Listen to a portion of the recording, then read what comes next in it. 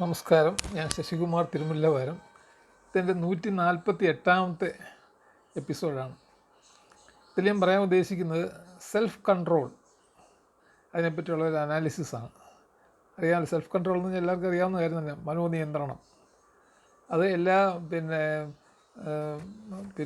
ഹിന്ദു മതം, പിന്നെ ക്രിസ്തു മതം, പിന്നെ ഇസ്ലാം മതം, ഇങ്ങനെ 3 മതത്തിലുള്ള എന്തൊക്കെയാണ് പറഞ്ഞിരിക്കുന്നതെന്നും പിന്നെ മനഃശാസ്ത്രത്തിൽ പറഞ്ഞിരിക്കുന്ന കാര്യം കൂടാണ് ഞാൻ ഇതിനകത്ത് ഉൾപ്പെടുത്തിയിരിക്കുന്നത്.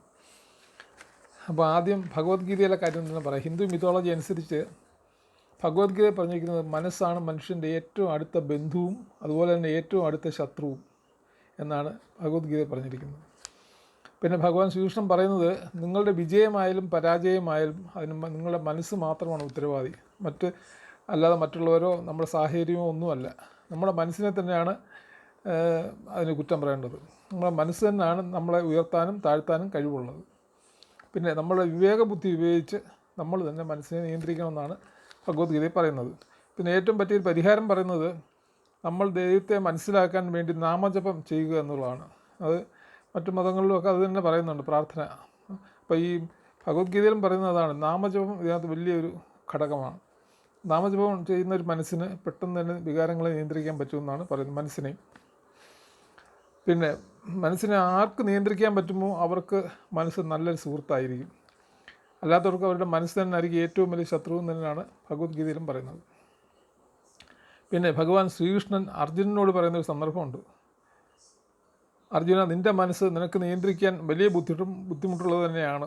പക്ഷേ നിൻ്റെ പ്രാക്ടീസ് കൊണ്ടും മനസ്സിനെ ഏകാഗ്രമാക്കുന്നത് കൊണ്ടും നിനക്കത് സാധിക്കാവുന്നതേ ഉള്ളൂ. എന്താണ് മനസ്സിനെ ഏകാഗ്രമാക്കുവാൻ? ശാരീരിക സുഖങ്ങളെ നീ ഉപേക്ഷിക്കണം.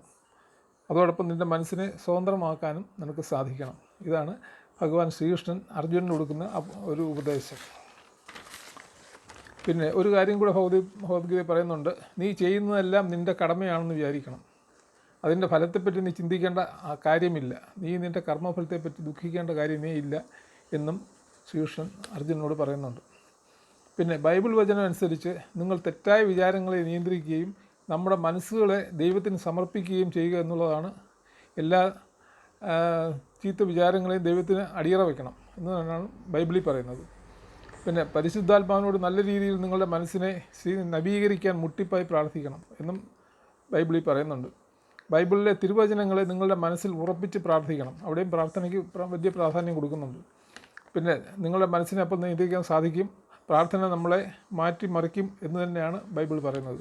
പ്രാർത്ഥന കൊണ്ട് നമുക്ക് ഗുണം ഉണ്ടാകുമെന്നാണ് ബൈബിളും പറയുന്നത്. പിന്നെ പരിശുദ്ധ ഖുർആൻ അനുസരിച്ച് നമ്മുടെ മനസ്സിൽ നമുക്ക് ആവശ്യമില്ലാത്ത ചിന്തകൾ ഒഴിവാക്കണം. ദുഃഖചിന്തകൾ മാറ്റാനും വിഷാദമായിട്ടുള്ള ചിന്തകൾ, അതായത് വിഷാദരോഗം പോലുള്ള കാര്യങ്ങളൊക്കെ ഒഴിവാക്കാൻ ഏറ്റവും നല്ലത് പ്രാർത്ഥനയാണെന്ന് ഖുർആനും പറയുന്നുണ്ട്, പരിശുദ്ധ ഖുർആനും പറയുന്നുണ്ട്.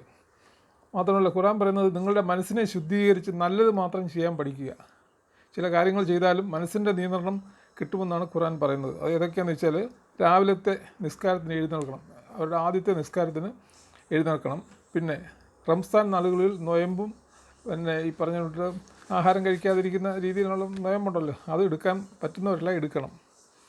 പിന്നെ ഈ സക്കാത്തിന് പണം കൊടുക്കുക, അവർ ഇത്ര ശതമാനം സക്കാത്തിന് കൊടുക്കണം എന്നുള്ളൊരു നിയമമുണ്ട്, ഖുർആനിൽ പറയുന്നുണ്ട്. അതും നമ്മൾ പണം കൊടുക്കണം. അതുപോലെ തന്നെ സംസാരിക്കുന്നതിന് മുമ്പ് ആലോചിച്ച് മാത്രമേ കാര്യങ്ങൾ പറയാവൂന്നാണ് ഖുർആനും പറയുന്നത്. പിന്നെ ഇനി മനഃശാസ്ത്രം പറയുന്ന കാര്യം കൂടെ പറയാം. വികാരപരമായ നിയന്ത്രണമാണ് ഏറ്റവും പ്രധാനം. മനഃശാസ്ത്രത്തിൽ അത് വലിയൊരു പ്രാധാന്യമുള്ള കാര്യമായിട്ടാണ് പറയുന്നത്. അതായത് വികാരപരമായ നിയന്ത്രണം, പെട്ടെന്നുള്ളൊരു ദേഷ്യം അല്ലെങ്കിൽ അങ്ങനെയുള്ള കാര്യങ്ങളൊന്നും നമ്മൾ ചെയ്യാൻ പാടില്ല. ആ വികാരങ്ങളെ നമ്മൾ നിയന്ത്രിക്കണം. പിന്നെ ഒരു കാര്യം ചെയ്യുന്നതിന് മുമ്പ് അതിൻ്റെ ഫലത്തെപ്പറ്റി ചിന്തിക്കണമെന്നാണ് മനഃശാസ്ത്രം പറയുന്നത്. പിന്നെ അതുപോലെ തന്നെ എക്സസൈസ് ചെയ്താൽ മനസ്സിനെ നിയന്ത്രിക്കാൻ ഉള്ള സാമർഥ്യം കിട്ടുമെന്നും മനഃശാസ്ത്രം പറയുന്നുണ്ട്. നമുക്ക് ശാരീരിക ആരോഗ്യം ഉണ്ടെങ്കിൽ നമുക്ക് മാനസിക ആരോഗ്യവും കൂടെ കിട്ടുമെന്നാണ് മനഃശാസ്ത്രം പറയുന്നത്. പിന്നെ സ്വയം ഒരു അച്ചടക്കം ഉണ്ടാക്കണം. അത് മാത്രമല്ല, പ്രലോഭനങ്ങളൊക്കെ വരും, ഒരുപാട് പ്രലോഭനങ്ങളൊക്കെ ജീവിതത്തിലുണ്ടാകും, അതിനെയൊക്കെ നിയന്ത്രിക്കുകയും വേണം. പിന്നെ എടുക്കേണ്ടത് ഏത് തീരുമാനമായാലും അത് നല്ലതായിരിക്കാൻ ശ്രദ്ധിക്കണം. എടുക്കുന്ന തീരുമാനങ്ങളെല്ലാം നല്ലതായിരിക്കണം. പിന്നെ ചതിയന്മാരെ കരുതിയിരിക്കണം. കാരണം നമ്മൾ ഈ കൂടെ നിന്നിട്ട് കാല് വാരുന്നതും ചതി ചെയ്യുന്നതായിട്ടുള്ള ആളുകളുണ്ട്. അവരെ പ്രത്യേകം നമ്മൾ ശ്രദ്ധിക്കണം. അതുകൂടാതെ നല്ല ബന്ധങ്ങൾ, ഇപ്പം പുരുഷന്മാരായിട്ടും സ്ത്രീകളുമായിട്ടും നമുക്ക് നല്ല ബന്ധങ്ങളുണ്ടാവുമല്ലോ. ആ റിലേഷൻഷിപ്പ് നമ്മൾ കൊണ്ടു നടക്കണമെന്ന് തന്നെയാണ് മനഃശാസ്ത്രം പറയുന്നത്. കാരണം പുരുഷനോടും പുരുഷൻ സ്ത്രീയോടും ഒക്കെ സൗഹൃദമായിട്ടുള്ള ബന്ധങ്ങളും ഉണ്ടാവും. അല്ലാതെ എല്ലാം ഭാര്യാഭർത്തൃ ബന്ധം അല്ലെങ്കിൽ കാമുകന്മാരുടെ ബന്ധം മാത്രമല്ല, അല്ലാതെ ബന്ധങ്ങളും ഉണ്ട്. അത് മനഃശാസ്ത്രം പറയുന്നുണ്ട്. അതൊന്നും നല്ലതാണെങ്കിൽ നമ്മൾ വിട്ട് കളയരുത് എന്നാണ് പറഞ്ഞിരിക്കുന്നത്. പിന്നെ നല്ല രീതിയിൽ ശാരീരിക ആരോഗ്യവും ബുദ്ധിപരമായ സാമർഥ്യവും ഉണ്ടാക്കിയെടുക്കുകയും വേണം നമ്മൾ. നല്ല രീതിയിൽ ശാരീരിക ആരോഗ്യം ഉണ്ടാകുമ്പോൾ ബുദ്ധിപരമായ സാമർഥ്യം നമുക്കുണ്ടാവും. അതിന് പ്രായമൊന്നൊരു വിഷയമല്ല. ഇതൊക്കെയാണ് മനസ്സിൻ്റെ നിയന്ത്രണത്തിന് പറയുന്ന മാർഗ്ഗങ്ങൾ മനഃശാസ്ത്രത്തിൽ. ഇത്രയും കാര്യങ്ങളാണ് ഞാൻ പറയാൻ ഉദ്ദേശിച്ചത്. നന്ദി, നമസ്കാരം.